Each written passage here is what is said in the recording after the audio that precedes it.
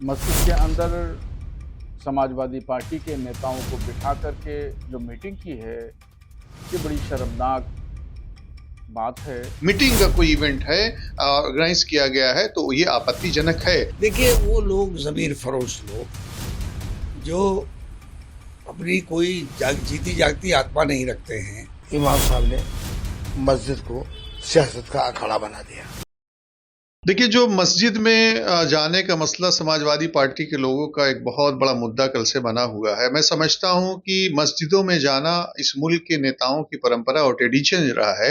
आप ये देखिए कि हमारे प्राइम मिनिस्टर साहब जब भी किसी मुस्लिम मुल्क में जाते हैं तो वहां मस्जिदों का वो दौरा करते हैं। आप ये देखिए कि अभी जो गुजरात में बाकायदा तौर पर जब चीन के प्रेसिडेंट आए थे तो वो वहां की हिस्टोरिकल मस्जिद भी लेके गए थे। लेकिन किसी भी मस्जिद या मदरसे या किसी मंदिर या किसी और मठ का पॉलिटिकल एजेंडे के तौर पर इस्तेमाल नहीं होना चाहिए।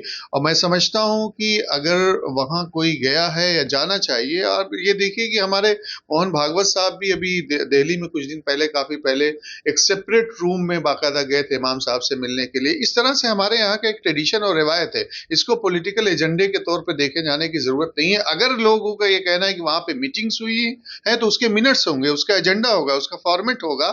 अगर ये इस तरह की चीजें आ रही हैं, मीटिंग का कोई इवेंट है, ऑर्गेनाइज किया गया है, तो ये आपत्तिजनक है।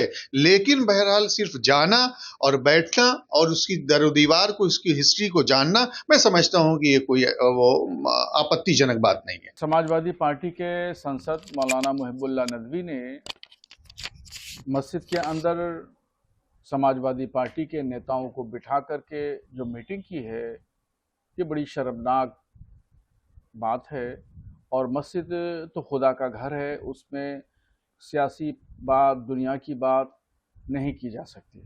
और चे जाए कि वहाँ पर समाजवादी पार्टी की मीटिंग करना, उनको इस पर जो है वो शर्मसार होना चाहिए, पूरी कौम से माफ़ी मांगना चाहिए और तौबा करना चाहिए, भविष्य के लिए यकीन दहानी कराना चाहिए कि हम ऐसी हरकत नहीं करेंगे।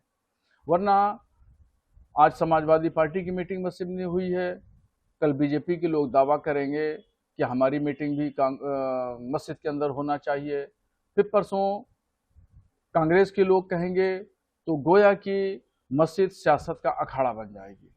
और मस्जिद जो है वो खुदा का दरबार है, वो सियासत का अखाड़ा नहीं है। देखिए, मस्जिद इबादत ही जगह है और कम से कम मस्जिद की वो जगह जहां इबादत होती है, जहां इमाम खुतबा देता है और सिर्फ नमाज पढ़ी जाती है, ऐसी जगह को दुनियावी बातों के लिए नहीं है। यहां तक कि हम लोगों के लिए ये आया है कि मस्जिद में बैठकर बातें ना करें। मस्जिद में सोने तक को मना किया गया है।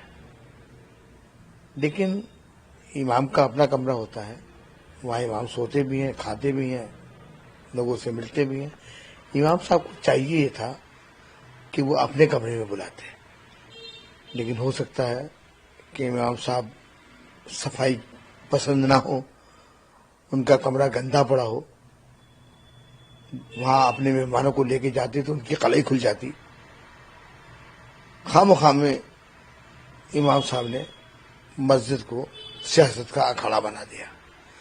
मुझे अफसोस है इस बात के ऊपर। मैं मुसलमानों से ये अपील करूंगा कि मस्जिदों को महफूज रखें, उससे सियासत का अखाड़ा न बनाएं। मस्जिदों में कोई भी आ सकता है, मस्जिदों में किसी के लिए पाबंदी नहीं होती है, कोई वर्ण व्यवस्था वहाँ लागू नहीं है। विश्वास करे, इस्लाम पे आस्था रखे न रखे, वो भी आ सकता है। साफ सुथरा है, पैर मतलब गंदे पैर नहीं आ सकता, अंदर बैठ सकता है, बात कर सकता है मस्जिद के जिम्मेदारों से, नमाजियों से। तो इस्लाम तो इस मामले में बहुत उदारता वाला धर्म है, तो इसमें क्या प्रॉब्लम है अगर वो गए। जिस तरह से भाजपा के कुछ मौलवियों ने सपा के लिए नाज़ी बताई है, अब भाजपा के मौलवी भी होने लगे, ये तो हमें आश्चर्य हो रहा है सुन के, भाजपा उसके मौलवी। देखिए, वो लोग ज़मीर फरोश लोग जो अपनी कोई जीती जागती आत्मा नहीं रखते हैं, वो राजनीतिक हित साधने के लिए राजनीतिक बयानबाजी करते हैं। इसलिए उनको मैं मौलवी ही नहीं मानता जिन्होंने इस तरह बयान दिया, इसलिए कि उनको तो अपने आका को खुश करने के लिए बयान देना है। उन्हें हर उस व्यक्ति का विरोध करना है जिसके विरोध से उनके आका खुश हो जाएं। तो ऐसे लोगों के विरोध का क्या अर्थ? निरर्थक विरोध है उनका।